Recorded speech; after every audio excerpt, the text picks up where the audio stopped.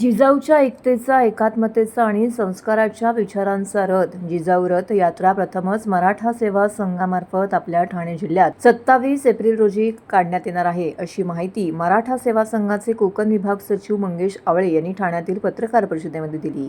मराठा सेवा संघ ही सार्वजनिक सामाजिक नोंदणीकृत संस्था असून युगपुरुष पुरुषोत्तम खेडेकर यांच्या मार्गदर्शनाने महाराष्ट्रात गेल्या 35 वर्षापासून समाज प्रबोधनासह व समाजसेवेचं कार्य अखंड सुरू आहे.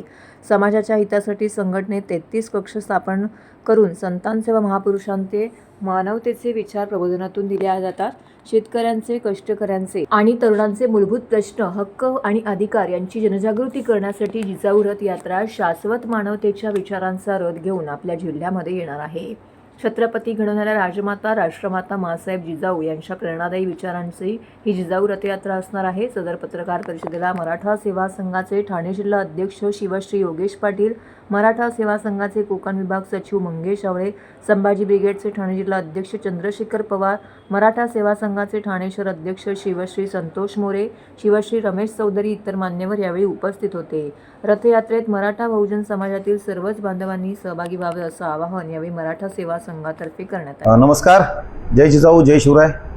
मराठा सेवा संघ ठाणे जिल्ह्याच्या वतीने जिजाऊ रथ यात्रेचं स्वागत करण्यासाठी ही पत्रकार परिषद आम्ही या लोकांनी आयोजित केलेली आहे. माझ्यासोबत आमचे ठाणे जिल्ह्याचे अध्यक्ष माननीय पवार पाटील साहेब आहेत, आमचे पवार साहेब आहेत, आमचे संतोष मोरे आहेत, आमचे चौधरी आहेत.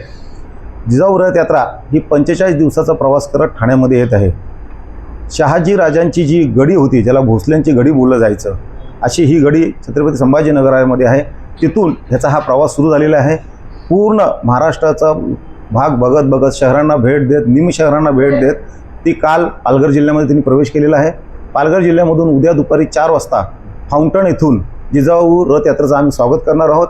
तिकडनं बाईक रॅलीच्या मार्फत ती जी आपली जिजाऊ रथ यात्रा आहे ती कापूरबावडीला येणार आहे. कापूरबावडीवरनं बालकूमार्फत साकेतला आणि साकेतवरून कळव्या नाक्या इथल्या छत्रपती शिवाजी महाराजांच्या स्मारकाला आम्ही वंदन करणार आहोत. तिथे आल्यानंतर लहान मुलांच्या वेशभूषा असतील, ब्रास बँड असेल, सगळं काय असेल, अशा सगळ्यांच्या याच्यामधून ती जिजाऊ रथ यात्रा माननीय दिघे साहेबांच्या शक्तीस्थळाच्या बाजूने भेट देऊन आम्ही लोक NKT इथे जाणार आहोत. तिथे सुंदर अशी एक सभा होणार आहे. तिथे चांगला जिजाऊ वंदना होणार आहे आणि एक चांगली प्रवर्णी त्या ठाणेकरांना पुन्हा एकदा मराठा सेवा संघाच्या माध्यमातून मिळणार आहे. त्याचा आस्वाद ठाणेकरांनी घ्यावा, त्यांनी नक्की तिथे भेट द्यावी ही आमची सर्व ठाणेकरांना नम्र विनंती.